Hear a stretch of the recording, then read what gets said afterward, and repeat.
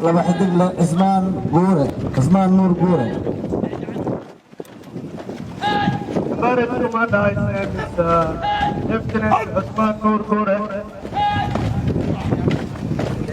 waa dafcaddii saddexaad ee ciidamada booliiska Hirshabeelle oo tababarkoodii ugu soo idlaaday caasimadda Hirshabeelle ee Jowhar.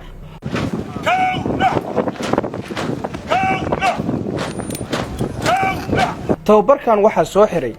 madaxweyne ku-xigeenka Hirshabeelle ahna kusimaha madaxweynaha Cali Cabdullaahi Xuseen Cali Guudlaawe.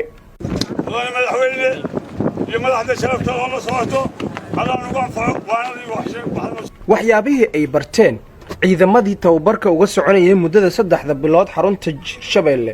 ayaa soo bandhigay waxaana ay dhoolatus u sameeyeen dadkii ka soo qayb galay munaasabadaasi.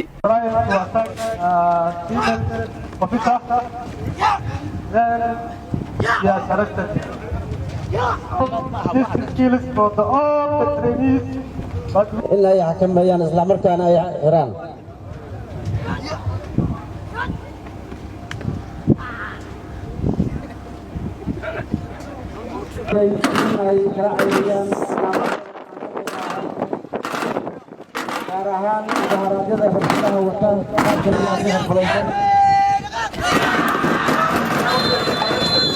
gudoomiyaha maamulka gobolka Shabeellaha Dhexe Axmed Mayre Makraan ayaa u hambalyeeyay ciidamada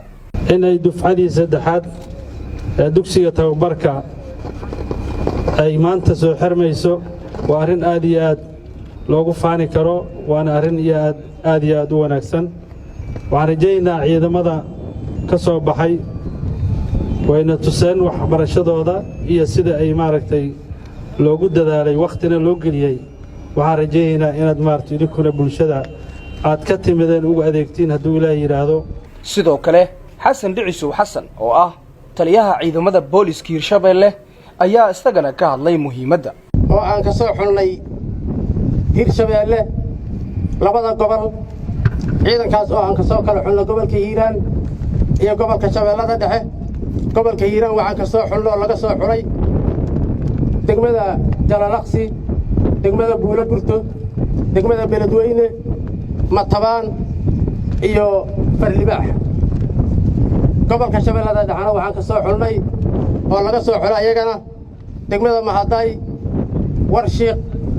Cadale degmada Jowhar Balcad